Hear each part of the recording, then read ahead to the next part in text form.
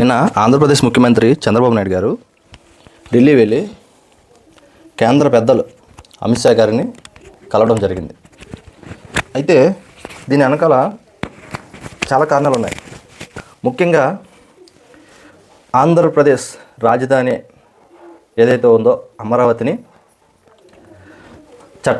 అమరావతికి చట్టబద్ధత తీసుకురావాలనేది ఒక ప్రధాన అంశం. అదేవిధంగా రాష్ట్రానికి రావాల్సిన నిధులు కూడా కేంద్రం నుంచి విడుదల చేయాలని, అదేవిధంగా ఈ సంవత్సరం ఫిబ్రవరి 1వ తారీఖున కేంద్ర బడ్జెట్ ప్రవేశపెడుతుంది. కాబట్టి బడ్జెట్లో రాష్ట్రానికి తగిన ప్రాధాన్యం ఇవ్వాలని, అదేవిధంగా అమిత్ షా గారిని కలవడం అంటే కొన్ని ఇంటర్నల్ ఇష్యూస్ ఏదైతే జగన్మోహన్ రెడ్డి గారిని త్వరలో ఒక లిక్కర్ కేసు రెడీ చేస్తుంది ఆంధ్రప్రదేశ్ ప్రభుత్వం.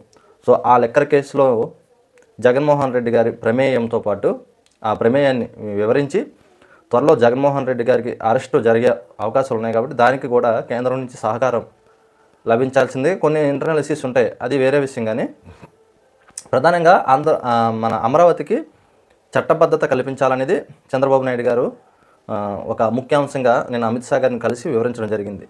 దీనివలన బెనిఫిట్ ఏంటంటే అమరావతికి చట్టబద్ధత కల్పించడం ద్వారా భవిష్యత్తులో ప్రభుత్వాలు మారిన జగన్మోహన్ రెడ్డి గారే కాదు, ఇంకొక ఎవరైనా వచ్చినా సరే రాజధానిని తరలించడానికి వీల్లేదు. ఒక చట్టబద్ధత అంటూ వస్తే అమరావతికి ఒక చట్టబద్ధత, విభజన చట్టంలో ఏదైతే హామీలు ఉన్నాయో ఆ హామీలతో పాటు అమరావతిని కూడా రాజధానిగా చేరుస్తూ ఒక చట్టం రూపొందిస్తే భవిష్యత్తులో జగన్మోహన్ రెడ్డి గారు లాంటి వాళ్ళు ఎంతమంది వచ్చినా సరే రాజధానిని మార్చే ఆలోచన చేయడానికి కూడా అవకాశం ఉండదు. ఎందుకంటే కోర్టులు ఒప్పుకోవు.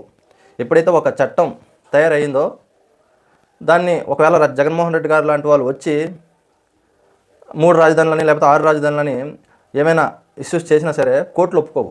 సో దాంట్లో భాగంగా చంద్రబాబు నాయుడు గారు నిన్న అమిత్ షా గారిని కలిసి అమరావతికి చట్టబద్ధత కల్పించడంపై మాట్లాడినట్టుగా తెలుస్తుంది ఇక్కడ. సో ఇదే కనుక జరిగితే అమరావతిని మనం శాశ్వత రాజధానిగా మనం ఫిక్స్ అయిపోవచ్చు.